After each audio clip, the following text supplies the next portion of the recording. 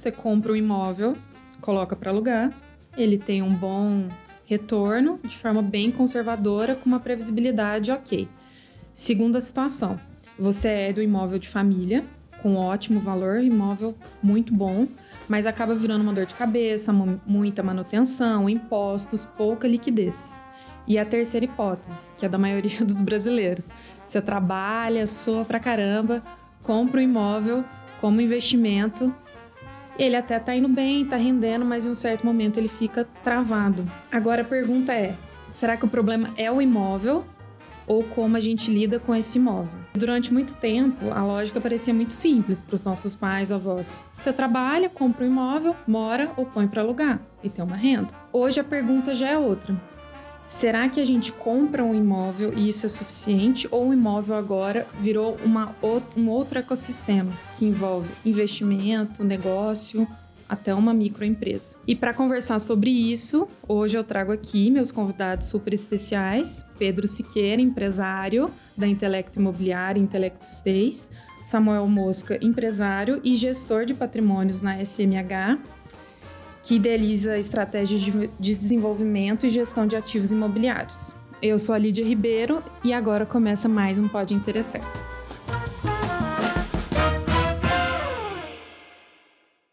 Uma pergunta bem direta, né? Se você compra um imóvel hoje, o que você faz com ele? Na visão de vocês, né? Essa resposta deixou de ser um pouco óbvia? Primeiramente, obrigado pelo convite. É um prazer estar no debate aqui com vocês.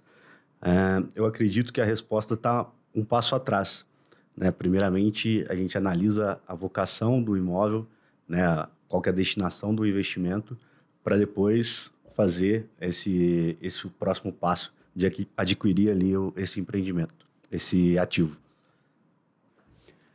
Lídia, obrigado pelo convite, é uma satisfação estar aqui. Eu vou de encontro ao que o Samuel falou, que hoje a decisão ela vem antes da compra do imóvel, né? Você quer colocar o seu dinheiro, aportar, para que fim, e aí então escolher o imóvel ideal. E nós saímos hoje de uma resposta que antes era binária, né? Era comprar para morar ou para alugar. E hoje a gente tem mais possibilidades com o imóvel, e realmente gerar como um negócio. Quase todo o tempo sempre foi imóvel, né? Todo mundo falava até, tipo assim, você está investindo em tijolo, né? Era segurança e previsibilidade sempre. E hoje virou, não só isso, virou uma geração de renda, de estratégia de investimento, né? Como que isso vem acontecendo, essa nova dinâmica? O produto em si, né, o imóvel, ele é um ativo, né, dentro do portfólio do capital do cliente, então ele tem que ser muito bem pensado, né? Geralmente o capital ele é dividido, né, entre investimentos no mercado, investimentos no mercado imobiliário, isso a gente está falando em um perfil de investidor, e geralmente ele escolhe esse perfil de investimento pela vocação do ativo e a rentabilidade que ele vai trazer. E existe um outro papel, que são os imóveis para moradia. Então, isso vai muito de encontro com a perspectiva e o propósito do cliente, conforme o investimento que ele vai fazer. Esse é o meu ponto de vista, não sei se o Pedro concorda. Então, hoje ele deixou de ser um bem passivo e virou um bem ativo, como estratégico, né, como a gente falou. E no estágio atual que a gente está em São Paulo, em relação às grandes cidades, né, como que vocês avaliam essa mudança, né, entre o imóvel que era passivo, virou ativo? Como que vocês avaliam aqui na nossa região? E trazendo também um contexto, né, de fora, né? O Samuel apontou bem ali, a vocação do imóvel. Cada imóvel tem o seu perfil. Não é todo e qualquer imóvel que serve para tudo. Tem imóveis que são ideais para se morar, imóveis que são para locação e tem imóveis que são passíveis de se tornar realmente um negócio, né, de virar uma máquina ali de renda sazonal. Então isso vai do perfil de imóvel e também do perfil do proprietário. Tem proprietário que ele quer previsibilidade de renda, ele é mais conservador e ele quer essa previsão. Em contrapartida, tem o perfil de proprietário que ele quer entrar um pouquinho mais de riscos e está passível dessa sazonalidade para ter no final do ano, né, pensando na média de um ano, potencial de superar a locação tradicional, por exemplo. Eu acredito que o imóvel, o empreendimento, enfim, né, tudo que gera esse ativo imobiliário, ele acompanha o comportamento da sociedade e ele acompanha o desenvolvimento da cidade. Quando a gente traz para a realidade de Poços, Poços está passando por um momento que está evoluindo a parte turística, ele está evoluindo aí em questões de ativos que estão em disputa no ambiente global, quando a gente fala aí de terras raras, né? Então, todo o movimento ali em relação a um imóvel acompanha tendências tanto do mercado, né, da parte econômica da cidade, acredito também como o comportamento ali da sociedade e das famílias, né? Então, a família tá reduzindo hoje em dia, né? As famílias não têm mais 5 filhos, 4 filhos. Então, o que o mercado está aceitando? São empreendimentos com 2 quartos, com 1 quarto. Qual que é o perfil que vem para a posse? Perfil de estudante. Então, talvez um ativo que vai ter mais rentabilidade seja um imóvel pequeno. Então, primeiro você olha o comportamento da sociedade, a evolução da cidade, e depois você começa a trazer ali essa perspectiva sobre a rentabilidade desse ativo, sobre a valorização desse ativo e como que você vai fazer esse investimento. Para quem está nos ouvindo, nós estamos em Poços de Caldas e aqui o público, o pessoal acha que é só turista, porque realmente o turismo está crescendo, nós temos uma previsão aí de crescimento grande ainda para os próximos anos, mas nós que lidamos com isso, a gente sabe, o mercado ele não é só o turismo. Nós temos o público corporativo, empresarial, industrial, e aqui acontece muito evento, e também como uma cidade que já é famosa pela qualidade de vida, nós temos muitas pessoas que vêm para morar aqui por um tempo. Experimentar a vida aqui, vem para o que a gente chama de mensalistas. Então, hoje, de 30% a 40% do nosso público anual da receita é de mensalistas. Que é gente que não quer necessariamente um aluguel longo de 1 ano, 2, 3 anos e parte para uma experimentação de 1 mês, 2 meses, ou então um público que vem para seguir algum projeto. Vai fazer uma instalação industrial, alguma coisa assim. E aí ele vem ou pago pela empresa ou o profissional liberal, o autônomo, que ele ou até mesmo com a família pequena. Quando a gente põe para alugar, normal, vamos dizer assim que eu tenho um perfil super conservador. Fico meio receosa ali de colocar para um short stay. Eu ponho para alugar porque eu quero ter previsibilidade. Mas hoje, pensando assim no potencial da cidade, do turismo, desenvolvimento do distrito industrial, terras raras e tudo, vocês analisando os dados, você tem uns dados ali diários, o Samuel faz também uma coleta de estudo de incorporação, de mercado e tudo. Vocês já não avaliam que talvez aqui a gente consiga já ter uma bela previsibilidade, pensando num fluxo assim, né, anual e tudo, que talvez um perfil conservador já se sinta mais seguro para fazer esse investimento? Sim, eu acredito que o mercado imobiliário local ele vem evoluindo para isso, né? Vem produzindo novos empreendimentos com perfis destinados para esse público. Eu acredito que está reciclando muitos imóveis em Poços de Caldas muito com essa previsibilidade, né? E com o que a gente tem aí de dados. Então, o mercado acompanha gerando essas possibilidades. Acontece o seguinte, como nós já temos um histórico na cidade, nós temos um perfil sazonal já bem desenhado. Nós sabemos os meses que são melhores, os meses que são médios e os meses que são mais desafiadores. E hoje a gente está na faixa de 120 propriedades sob gestão, deve chegar até uns 200 no final do ano. E o que a gente deixa claro, inclusive para novos proprietários? A gente consegue ter uma certa previsão dessa sazonalidade. Olhando para anos passados, a gente sabe que vai rimar. Não vai ser exatamente igual, mas vai ser similar. Então, a gente tem uma previsibilidade daquilo. Por exemplo, em Poços de Caldas, a gente sabe que os meses mais desafiadores são março, maio, setembro e outubro. Em contrapartida, nós temos meses melhores, também depende ano a ano, por causa das datas que caem os feriados. Mas abril, por exemplo, que nós estamos vivendo agora, é um mês muito, muito bom. Depois a gente tem o que a gente fala que é a maior onda do ano, que vai de junho a agosto, que pega desde o Corpus Christi até o Classic Car, com bastante taxa de ocupação e preços também razoavelmente bons. E a gente tem pontos assim de extrema alta, que é o final do ano, né? A segunda quinzena de dezembro e até o começo de janeiro ainda, que são valores exorbitantes. Então a gente deixa claro ali para proprietários que vai haver essa alteração. E aí, é importante, se ele está ciente de que é mais tranquilo dele aceitar aquilo mesmo no perfil conservador. Esse perfil é o público flutuante, né, de Poços de Caldas, que é o pessoal do satélite, né, que vem, que gosta de Poços de Caldas, pessoal do interior de São Paulo.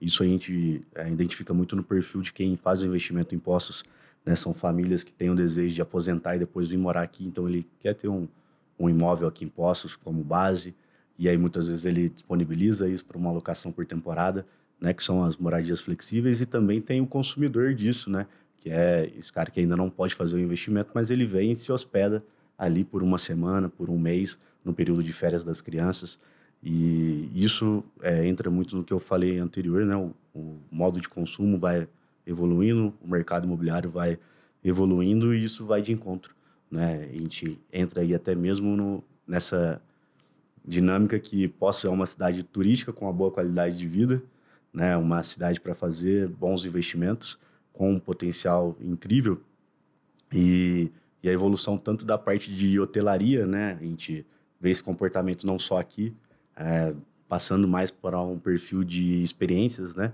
conforme a construção civil, os empreendimentos vão evoluindo e a pessoa tem já disponível dentro de casa possibilidades e amenities muito bons. Quando ele sai e procura um hotel, ele procura algo melhor que gere uma experiência para a família toda. E existe o público ali da moradia flexível, né, que procura algo ali que ele também se sinta em casa para ficar ali durante uma semana, um mês, ou enfim, para se hospedar ali 2 dias, mas ter toda essa possibilidade de poder fazer uma compra no supermercado, poder cozinhar ali para os próprios filhos. Então, tudo faz parte do mercado imobiliário, tanto hotelaria, quanto um short stay, quanto um long stay, né, quanto o residencial, e todos vão evoluindo. O Samuel trouxe um tema muito interessante aqui, que já é a comparação com os hotéis. Exatamente. O pessoal fala assim, mas vocês estão competindo com os hotéis? Não necessariamente. Complementares, né? São complementares. Pensando assim, uma visão macro de desenvolvimento econômico da cidade, a cidade, por exemplo, de Poços de Caldas, ela só consegue comportar em todos os eventos culturais, esportivos e macros grandes, porque já existe esse portfólio de temporada robusto que comporta além dos hotéis. Porque em datas especiais, como por exemplo, nós vamos ter um feriado agora, um feriado prolongado, nos próximos dias de Tiradentes. Os hotéis vão estar lotados e os Airbnbs provavelmente vão estar lotados também. Isso faz com que a cidade possa receber milhares e milhares de pessoas a mais do que se não tivesse. Consequentemente, move o comércio, o turismo e várias outras coisas aqui que sem isso não conseguiria.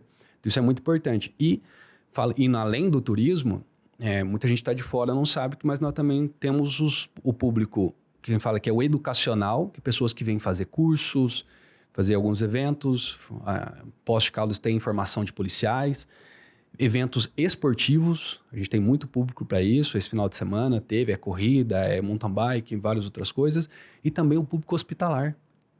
Também é muito forte, porque aqui nós temos vários hospitais de referência, então isso ajuda muito a fazer esse preenchimento. E a questão dos hotéis não tem a capilaridade que a locação de temporada tem, que é estar em bairros, em lugares que os hotéis não estão. Os hotéis muitas vezes estão concentrados mais na área central. E a pessoa, o hóspede, às vezes ele quer na saída da cidade.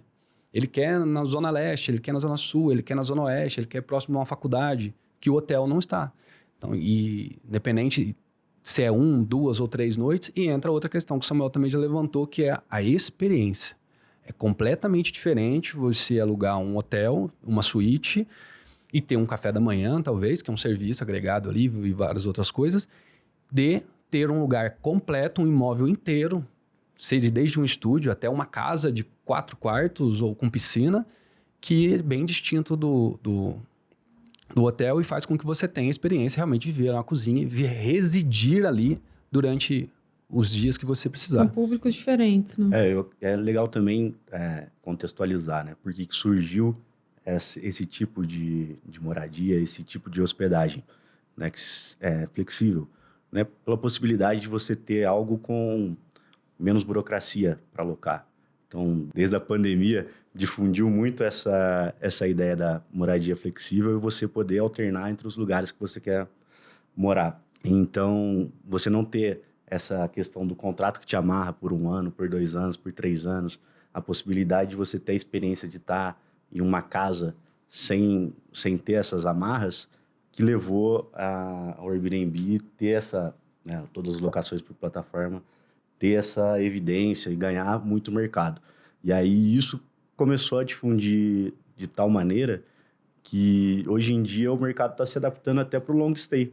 Então você já vê ali através de multifamilies, né, empreendimentos todos com gestão, com experiência, sem burocracia para o cliente, onde ele loca ali pela própria plataforma do empreendimento para ficar 6 meses ou 1 ano, saindo ali do short stay que é delimitado em 90 dias.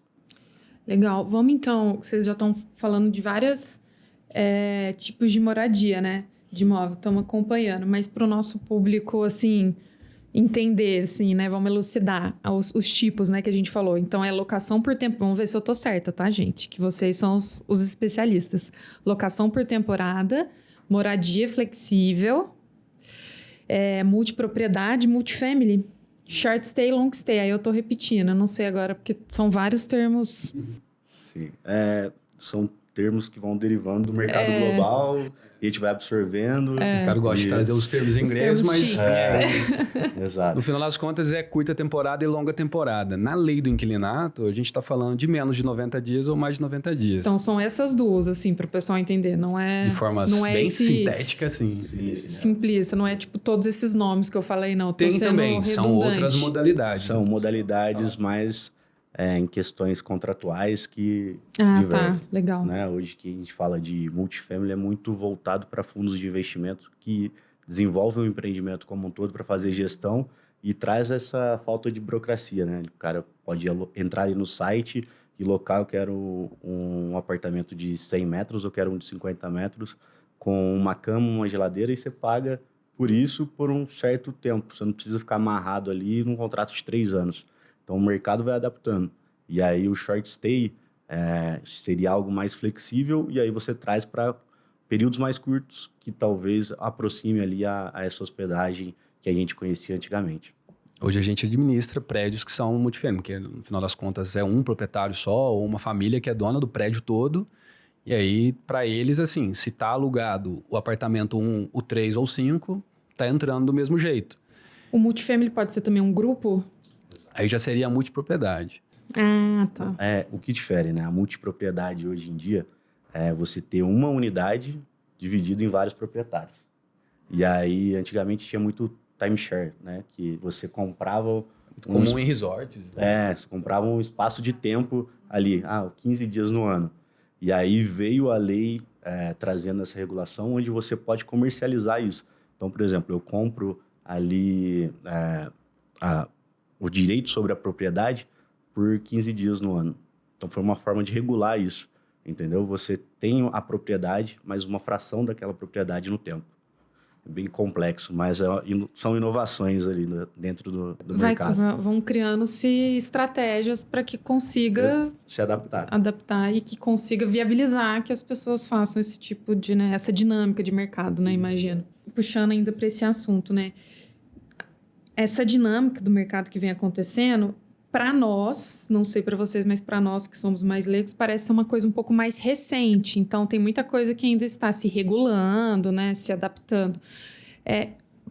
Quem vocês veem como a pessoa ali, né? O perfil de pessoa que puxou isso, né? Que começou a puxar essa dinâmica para mudar. Você acha que é pós a pandemia mesmo? Mas o que vocês pensam sobre isso? Acho que é muito fator econômico e o fator da formação das famílias mesmo, né? É uma nova dinâmica ali. Hoje em dia... Eu já defendo que essa aceleração é por causa... Não, é a facilidade que a tecnologia trouxe. Porque se a gente for olhar, os nossos pais já alugavam um apartamento na praia para passar uns dias. A questão é que antes você tinha que ter um contato, um conhecido, ou então fazer um contratinho... E hoje você faz em segundos, minutos, pelo celular, escolhendo foto, fazendo pagamento com muita segurança. Então, isso que mudou. E aí facilita demais. E aí existe dentro das plataformas, são as OTAs, Online Travel Agents, Porque a gente às vezes mencionou que Airbnb, mas são múltiplas, são várias. Mais conhecidas são o Airbnb, claro, né? Mas tem Booking, Decolar, Expedia, vários outros. E é essa facilidade de escolha e também de autopoliciamento. Porque os anfitriões, as acomodações, elas são avaliadas o tempo todo. Todo mundo que fica lá avalia. Avalia a questão da comunicação, do check-in, da limpeza e várias outras comodidades. Localização, principalmente. E aí, quem vai alugar depois, ele vai avaliar as fotos, a descrição, as comodidades e as avaliações de outras pessoas. Coisa que, quando você, no passado, você precisava alugar alguma coisa em um lugar que você nunca foi, era muito difícil. E era mais pontos que já eram mais conhecidos. Então, todo mundo... Meu ponto de vista, com certeza a tecnologia vem para complementar isso. Mas, antigamente, as pessoas não tinham possibilidade de um trabalho híbrido.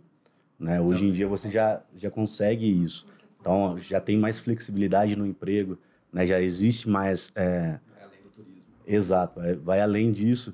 E aí, acho que a tecnologia ela veio para pulverizar isso e para agregar a esse tipo de comportamento. E aí a gente chega no que a gente está hoje e acredito que vai evoluir muito ainda. Essa geração nova também pede uma vida mais dinâmica, né? Exato. Mais de experiência, mais de... Sim, hoje as pessoas demoram mais para formar família, então a pessoa mora sozinha, às vezes ela precisa dessa flexibilidade, faz um curso de especialização, igual você disse. Então, essa rotatividade entre os ambientes, entre as propriedades... Eu não tenho um dado exato, mas uma coisa que a gente observa muito, principalmente aqui na nossa região, que assim como tem a maturidade do mercado, sim, a gente olha a maturidade dos usuários. O que a gente recebe de reservas, que a gente olha lá, que ainda não tem viagens, ou é a segunda, a terceira, é gigante. Então você vê que aquelas pessoas ainda estão começando a usar, estão experimentando pela primeira vez e vão se tornar fiéis ali, vão ser hóspedes assíduos. E aí eu fico imaginando como vai ser a hora que essas pessoas passarem a usar de forma recorrente isso, e quantos novos ainda vão surgir semana após semana. Então tem muito espaço pela frente. Sim, eu utilizo a plataforma faz muitos anos e eu uso até como exemplo. Então, por algum tempo eu trabalhei em Brasília, São Paulo, voltava para Minas. Não fazia sentido eu ter um contrato que me amarrasse em cada uma dessas cidades e sem saber se eu utilizaria 10 dias no mês ou 30 dias no mês. Então, fazia total sentido ter isso como base, utilizando a plataforma. Então, se olhar aqui, eu tenho já muitas avaliações, avaliei muitos empreendimentos. Então, a gente vai se adaptando. Tá bem lá? Tô bem lá. Me comportei direitinho. Isso é outro ponto importante também. O anfitrião, ele tem a capacidade de avaliar... A pessoa também é avaliada, o né? hóspede. Quem vai lá. Tem dentro das plataformas, algumas permitem você aprovar ou não. Você pode ter o que a gente chama de aprovação reserva instantânea, que se você quiser, ele aprova. Ou você colocar filtros. Por exemplo, eu exijo que tenha um perfil de tal nível. Tem que ter foto, você consegue exigir. Ou então ser um perfil mais aberto e receber, entre aspas, qualquer coisa. E hoje em dia conta muito a experiência que é gerada ali para quem você vai hospedar, né? Isso eu até comentei com o Pedro já.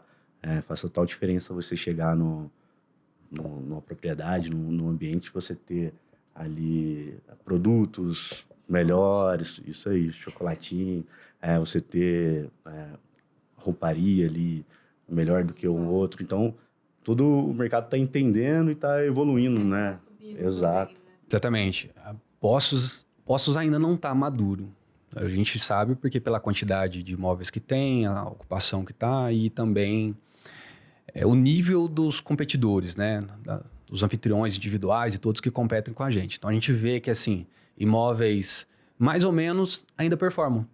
Só que a cada ano que passa, e nós temos gráficos disso que mostram muito bem, a cada ano que passa, a taxa de ocupação média da cidade está um pouquinho menor, consequentemente está mais competitivo.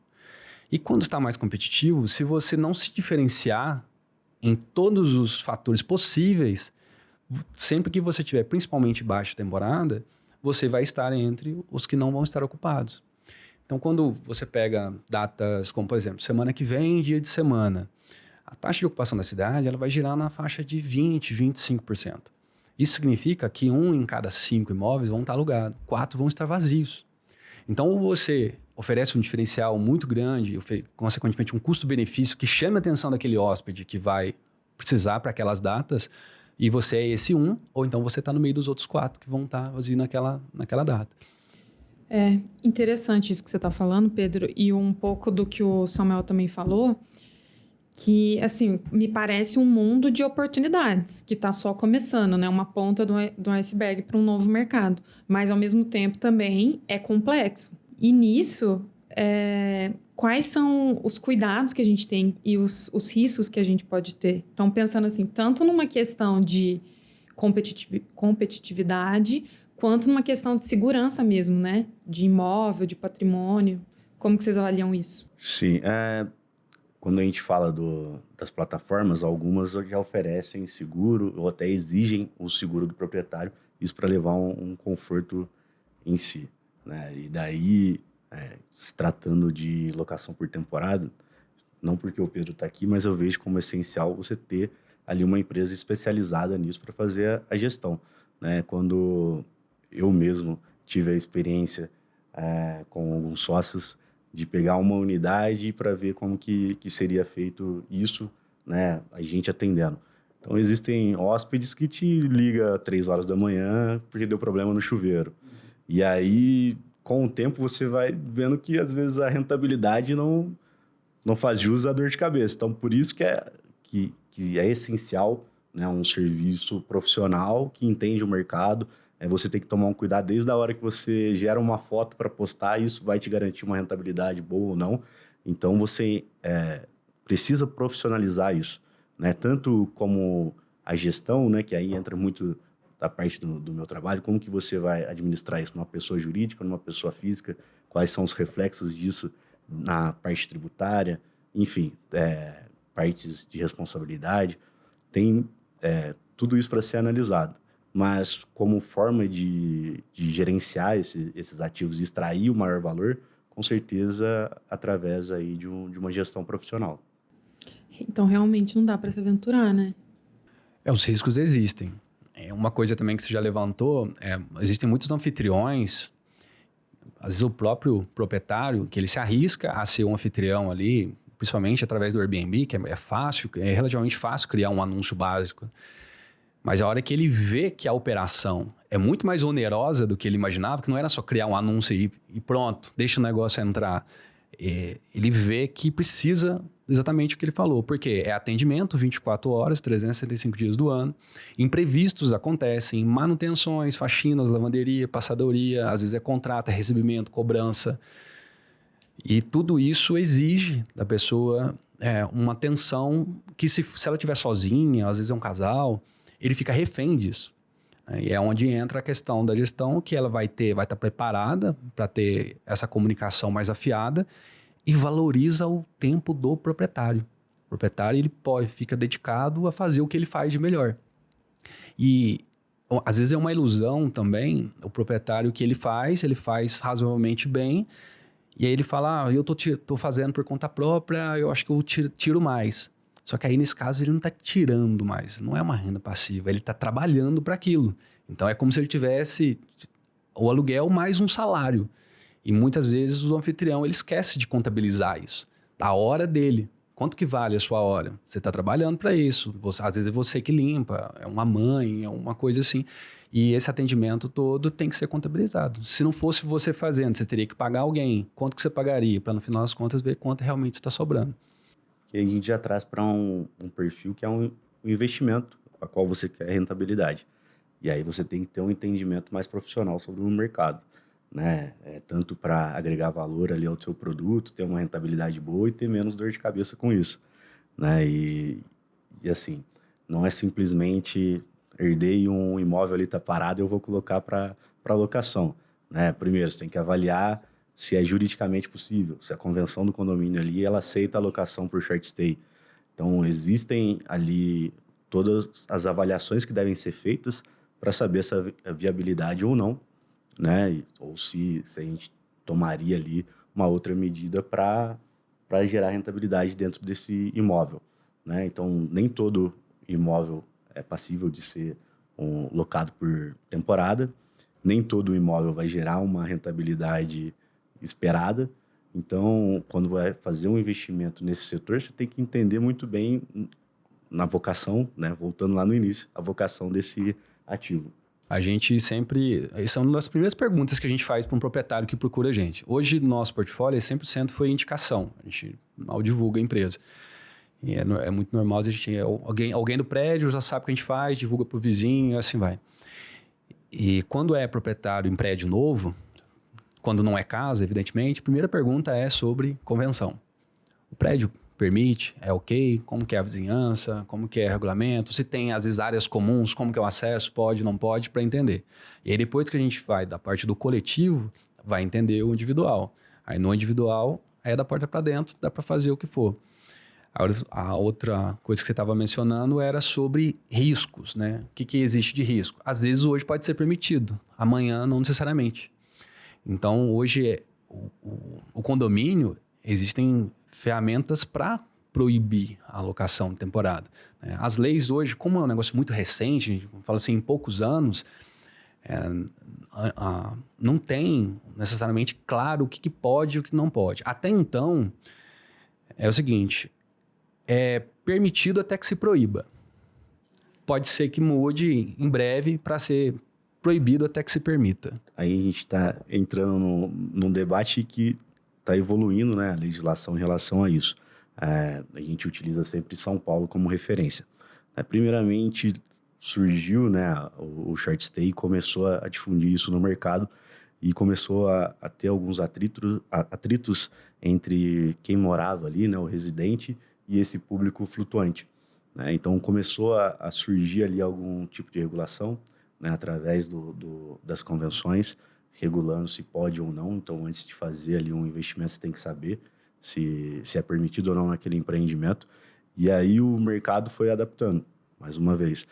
Os empreendimentos já começaram a splitar. Então, hoje em dia, você olha o cenário em São Paulo, ele tem muito o NR, né, que é o não residencial, que é voltado para esse público, e o residencial dentro do mesmo empreendimento. Ou muitas vezes dividido por andares. Tem andares, até tal andar é short stay, os outros andares são residenciais. Então, essa convivência entre os dois está sendo regulada. Hoje em dia a gente já vê esse cenário.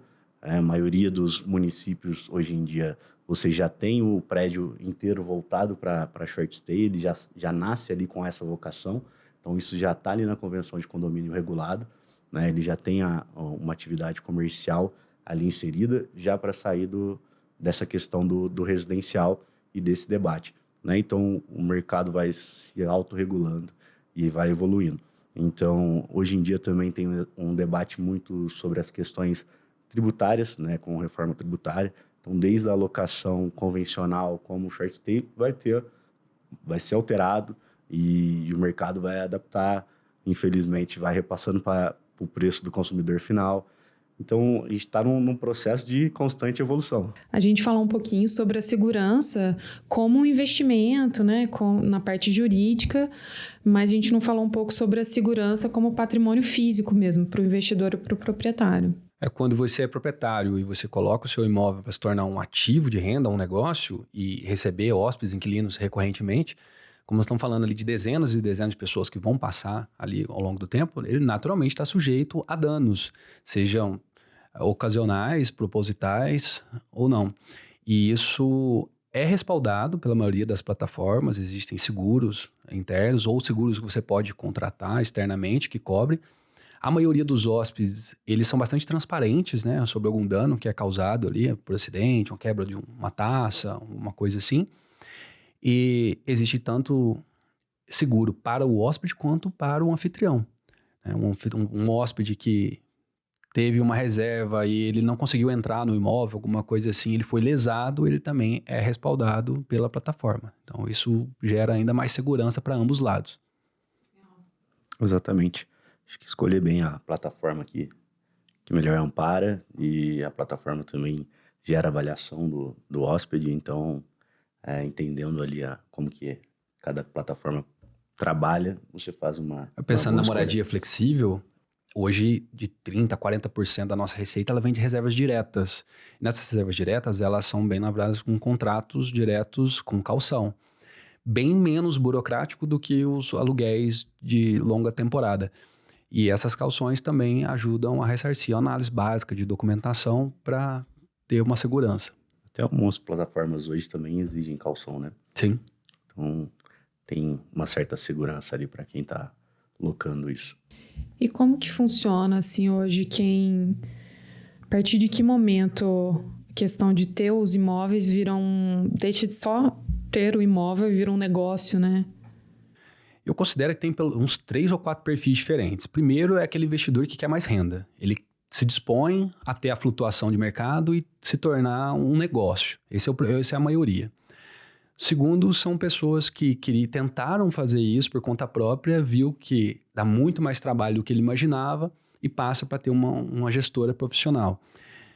Outro que pega bastante para a gente aqui também são imóveis à venda.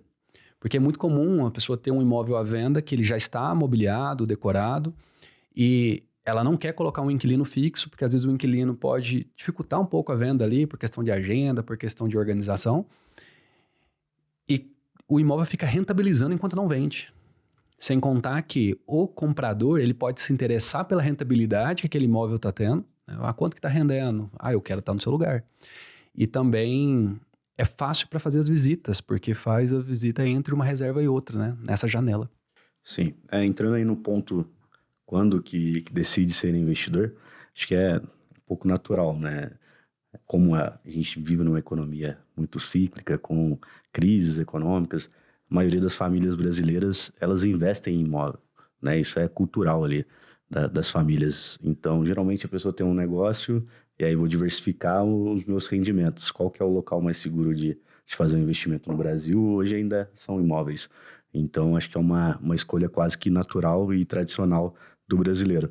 E aí você precisa entender um pouco sobre o mercado ou ter pessoas que te auxiliam, né, tanto na escolha desses ativos para fazer o investimento, qual que é o melhor cenário, qual que é a melhor estrutura para você fazer a gestão desses ativos e também, no caso aí do short stay, uma boa gestora essencial para você ter uma boa rentabilidade. Né? É importante o investidor lembrar que o investimento, a lucratividade, ele vem de 2 frentes. Ele vem da valorização do imóvel em si, que vem desde a boa compra e a escolha da localização, do prédio, etc. E o mensal, que é o que vai pingar ali todo mês. Então, com o passar dos anos, ele tem que olhar essa soma, né? Sim, até porque um está vinculado ao outro, né? O que a gente chama de spread, né? A diferença de quando você compra para o valor que você vende e a rentabilidade desse ativo. Então, quanto mais você gera rentabilidade, mais ele vai ganhar valor na venda. Então, um acompanha o outro, principalmente em ativos com esse perfil de short stay, né?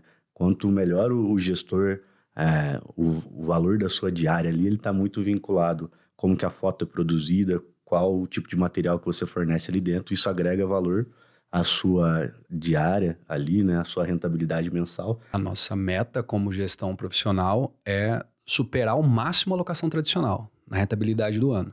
E aí, para isso, a gente busca 2 coisas.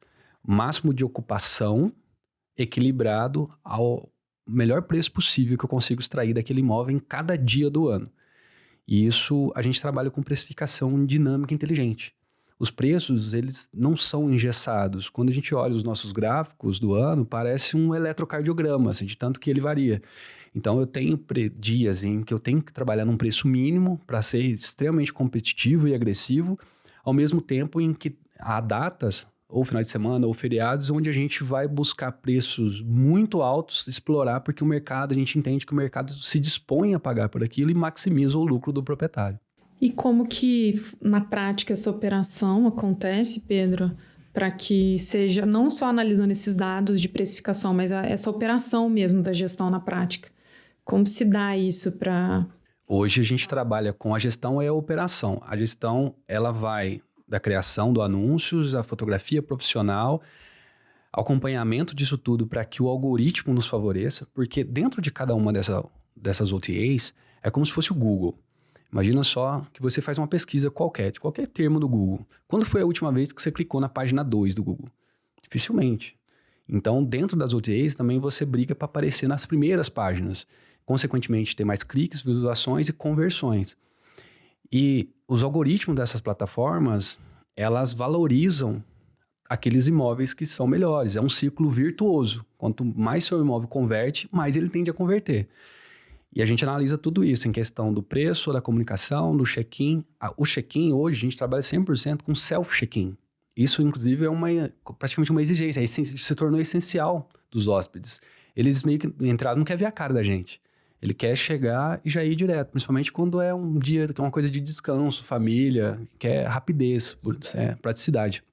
Eu acho que um diferencial também das plataformas é o preço dinâmico, né? Então, se tem muita demanda naquela data, naquele período na região, o preço vai elevando e acompanhando a tendência de mercado. Isso se distancia muito aí do que era feito antigamente, de uma alocação por temporada, que era você ligava e tal. Eu configuro e gerencio diariamente o software de precificação e a gente consegue explorar muito isso. É muito similar às buscas de passagem de avião. Então, aquelas datas que já está com muita ocupação, que já tem uma procura, que na cidade já está mais reservado. E o preço ele varia também conforme outros fatores. Dia da semana, número de hóspedes, a distância da reserva, se é para essa semana, se é para daqui 3, 4 meses, o tamanho da estadia, porque eu não vou cobrar uma diária média igual entre uma reserva de 2 dias e uma de 25 dias, de 28, de 30, de 60, de 6 meses. Elas vão variar. Então, tudo isso aí faz parte das políticas. E também de estadia mínima.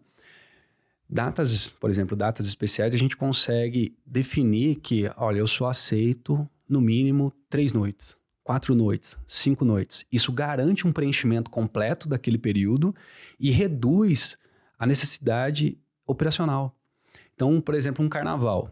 Se eu exijo e eu sei que o mercado vai aceitar as pessoas entrando no sábado e saindo numa terça, eu vou deixar para receber reserva menor que isso só se não reservar até na véspera. Antes não, porque senão todos os dias você vai ficar tendo check-out, check-in, limpeza. E essa limpeza é só um custo que entra e sai. Isso é até um detalhe bem interessante quando você decide fazer um investimento, né? A gente tem muita referência em São Paulo, trabalha lá alguns dias da semana, eu mesmo trabalho. E aí quando você pensa a possibilidade, eu tenho um imóvel lá que vai me gerar rentabilidade, eu vou utilizar alguns dias da semana, então eu vou lá na plataforma e bloqueio aqueles dias da semana que eu vou utilizar. O restante eu estou rentabilizando, que vai cobrir muitas vezes o meu custo fixo ali de condomínio e tal. Então, esse perfil também imposto você enxerga muito, né? O pessoal que vem para passar alguns dias com a família, para passar final de semana e está rentabilizando os outros dias ali. Exatamente, nós temos muitos proprietários que comprou para usar de vez em quando, viu que poderia rentabilizar enquanto ele não usa, que é a maior parte do tempo, e que quando ele quer usar e não está disponível, para ele tá tudo bem, porque está recebendo por isso. E com esse dinheiro que ele recebe, ele pode ficar em qualquer outro lugar que for agradável para ele. Então, isso dá liberdade geográfica. Otimização do imóvel possível, ele pode né? ficar desde um apartamento vizinho ao dele, se o dele não estiver disponível, ou um bangalô em Maceió, porque esse imóvel aqui tá pagando outro. Eu acho que isso é interessante falar, porque isso aí começa... Eu indo para um lado mais cultural aqui, né? Mas isso aí começa até... Do mesmo jeito que a IA produz isso, mas essas novas estruturas começam a propiciar para a gente até uma mudança cultural mesmo, de como morar, de dinamismo e tudo mais. E aí, aproveitando esse gancho, achei legal que o Samuel já trouxe a questão da vivência em São Paulo, que eu quero também, e o Pedro tá forte em dados aqui em Poços, né? Então, queria perguntar para vocês agora, como que vocês imaginam daqui para frente, os próximos 5 anos? Como que as pessoas vão usar os imóveis? Qual que é a análise de vocês aí? Que a gente está evoluindo no mercado imobiliário, essa questão da experiência, né? Eu acho que a partir do momento que a família, né, o proprietário ali, o residente mesmo, quando eu escolho morar em um lugar, eu já começo a idealizar o que ele vai me proporcionar, né? E não só se ele tem metros quadrados ou não, né? Se eu tenho um serviço ali que quase se equipara à hotelaria dentro do meu condomínio, né? Se eu tenho ali um spa, se isso vai me gerar algum tipo de vivência, se eu tenho uma aula no final de semana, seja de boxe, seja de yoga. Então, a gente vê esse mercado se adaptando a isso, né? Fora daqui. Aí a gente traz ali a tendência do multifamily por questões econômicas, né? A gente vê uma geração mais nova muitas vezes não fazendo investimentos em imóveis, né? Isso a gente vê um perfil mais maduro, e ele optando por morar em um perfil de imóvel que não seja burocrático, né? Que não amarre ele. Então, ele escolhe ali contratos flexíveis, e aí entra dentro do short stay, entra dentro do multifamily. E eu vejo o mercado imobiliário, que também inclui a hotelaria, a gente falou no começo, voltado para a experiência, né? A pessoa não quer deslocar mais a família dela e sair do ambiente da casa dela, que já gera conforto, para ir para algo que não gera um diferencial. E aí a gente vê a hotelaria surgindo, parques aquáticos, novas experiências, parques temáticos. Então, o mercado imobiliário como um todo está evoluindo, a forma de consumo da moradia está evoluindo, e de hospedagem também. Falando especificamente de Poste Caldas, hoje aqui a cidade está com mais de 700 anúncios ativos atualmente. Já é um número considerável. Eu lembro quando eu entrei no mercado, estavam uns 400. E ele está crescendo linearmente, não está exponencial, mas ele está linear e em algum momento ele vai começar a encontrar um platô, que é natural de qualquer mercado, de qualquer cidade, esse é o capitalismo. Então, vai encontrar um equilíbrio entre oferta e demanda. Mas mesmo enquanto ele ainda não chegou nesse ponto de saturação, ele já vai se tornando cada dia mais competitivo. Então, é exatamente o que o Samuel falou. Hoje, já não é qualquer imóvel que performa igual performava há 2 anos atrás. E ele também não performa igual o outro, que às vezes é a mesma metragem, pode ser no mesmo prédio, pode ser o apartamento da porta ao lado. Se ele não tiver diferenciais da porta para dentro, ele vai performar menos. E aí isso é o valor da consultoria de home staging, que é como equipar, mobiliar, decorar o apartamento para que ele traga o máximo de performance e rentabilidade. Para a gente fechar um panorama aí para o pessoal. Então, é um mercado de muita oportunidade. A gente está, me parece, uma ponta de um iceberg aí, né? Não é simples, tem uma grande complexidade. O mercado está se regulando e a gente tem que fazer várias análises. Tanto questão gestão operacional, mas também tributária, jurídica e estruturação em questão de patrimônio, né? Então, acho que o pessoal tem que ficar ligado, né? Quem tá ouvindo a gente tem que ficar ligado nisso. É um campo de muitas oportunidades que, né, vai trazer muito dinamismo no mercado, mas a gente precisa profissionalizar, né? Não dá para a pessoa chegar e achar que vai conseguir trabalhar ali bem e tirar de letra. Eu acredito que qualquer investimento, né, qualquer movimento dentro do patrimônio da pessoa, da família, ela precisa estar bem assessorada, né? Seja ali uma visão estratégica na hora de fazer um investimento, seja ali dentro da gestão desses ativos, né? Então, acho que é o nosso papel aí dentro do mercado. Da nossa parte, com esse aumento da competitividade, da maturidade do mercado, as margens vão ficando cada vez mais estreitas. E a gente trabalha hoje com atendimento 24 horas, atendendo 365 dias do ano, tudo em tempo real. Estamos entrando com alguns complementos de inteligência artificial também para ajudar no atendimento. É uma automação na parte de captação de documentos de identidade para validação de selfies, principalmente nos prédios que a gente tem portaria virtual. E operação própria. Então, hoje nós temos lavanderia própria, passadoria, equipes próprias de faxina e manutenção também, que otimiza e permite que todos os imóveis praticamente tenham check-out e check-in no mesmo dia, igual uma sessão hoteleira. E que o anfitrião amador, que não está dedicado a isso, ele não tem sequer tempo para fazer isso com todo esse tempo hábil, então ele deixa várias diárias na mesa porque ele não consegue ter essa otimização. Que é o máximo de disponibilidade num calendário mensal e anual. E até quando a gente vai desenvolver um empreendimento, né, com esse perfil e trazer investidores, a gente pensa desde o conceito na hora de desenvolver esse empreendimento até todas as facilidades que a gente vai gerar ali dentro do empreendimento para quem vai prestar o serviço, né? Seja uma rouparia em cada andar, seja uma lavanderia profissional para proporcionar essa rotatividade, né? Então, quando a gente traz isso para dentro do desenvolvimento imobiliário ali de um produto que vai destinar para essa gestão, a gente já pensa desde a essência dele ali, o que a gente vai trazer de diferencial, né? Se é um público que vai vir de São Paulo, se é um público que vai utilizar carro elétrico, a gente já vai disponibilizar um carregador diferenciado. Então, cada detalhe é pensado para atender. Nesse estreitamento de margem, o público está cada vez mais exigente a questão de comodidades. Aí não é só da porta para dentro, é do prédio. É o que ele falou no desenvolvimento do empreendimento. Então, o que o prédio vai ter? Tem piscina, tem jacuzzi, academia, spa, quadra? Exatamente. Gente, acho que deu para expandir aqui um pouco a cabeça. Eu, pelo menos, aprendi muito. Acho que todo mundo que está escutando também vai abrir novos horizontes aí. E muito obrigada pelo tempo de vocês, por terem ensinado a gente aqui. E foi muito bom. Voltem mais vezes para a gente analisar o mercado daqui para frente. Eu que agradeço o convite, Lídia. Foi bem legal o bate-papo. Agradeço, Pedro. É sempre interessante debater ideias aqui. Muito obrigado. Um pouco. Não deixei de aprender aqui também, junto com o Samuel. Também. Agradeço. É isso, gente. Tchau, tchau. Esse foi mais um Pode Interessar.